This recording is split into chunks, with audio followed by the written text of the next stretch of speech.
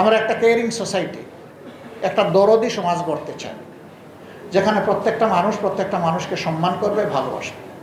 একটা দরদি সমাজ গড়তে চাই। আল্লাহ রাব্বুল আলামিন এই রমজানের বরকত আমাদেরকে দান করুন। আপনারা যদি ক্ষমতায় যান তাহলে এই বিষয়টা দেখবেন।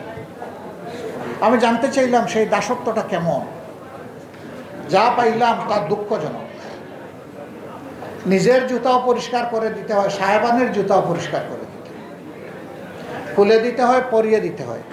যাকে দেওয়া হচ্ছে তিনি তরুণ, যিনি দিচ্ছেন তিনি বরঞ্চ একটু বয়স্ক।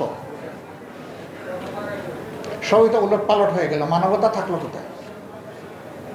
হ্যাঁ, কোনো বয়স্ক মানুষ, কোনো সমস্যাগ্রস্ত মানুষকে যদি কেউ স্বেচ্ছায় এরকম এগিয়ে আসে, খুশি হয়ে সাহায্য করতে, আলহামদুলিল্লাহ, সে আল্লাহর দরবারে সম্মানিত হবে। কিন্তু সে স্বল্প আয়ের মানুষ বলে আমার এবং আমার ওয়াইফেরও জুতার সমস্ত ধুলাবালি তাকেই পরিষ্কার করে দিতে হবে, তার বয়স যাই হোক না কেন। এটা হীনমন্যতা, এটা কখনো মানবতা হতে পারে না। আমরা ওই সমাজটা পাল্টাতে চাই। আমরা একটা কেয়ারিং সোসাইটি, একটা দরদি সমাজ গড়তে চাই, যেখানে প্রত্যেকটা মানুষকে সম্মান করবে, ভালোবাসবে। তিনি আমার পরিচিত হোক, অপরিচিত হোক, for me enough you are she is an human being.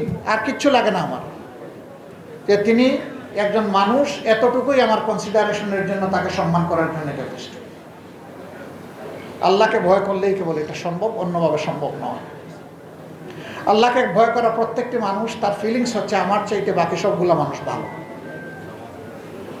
আমি দুর্বল তাদের মধ্যে, আমি গুনাহগার তাদের মধ্যে। এই ফিলিংস যার থাকবে তার দ্বারা সমাজ যুগে যুগে উপকৃত হবে ইনশাআল্লাহ। শ্রমিক কল্যাণ ফেডারেশনের হাত ধরে শ্রমিক অঙ্গনে সেই পরিবেশ তৈরি হোক, সেই মানুষ তৈরি হোক, আমরা দোয়া করি।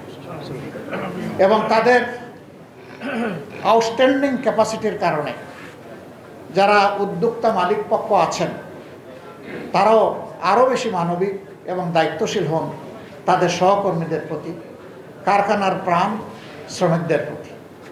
আমরা সেই দোয়াটুকু আল্লাহর দরবারে করি। আল্লাহ তাআলা সবাইকে সুস্থ রাখুন।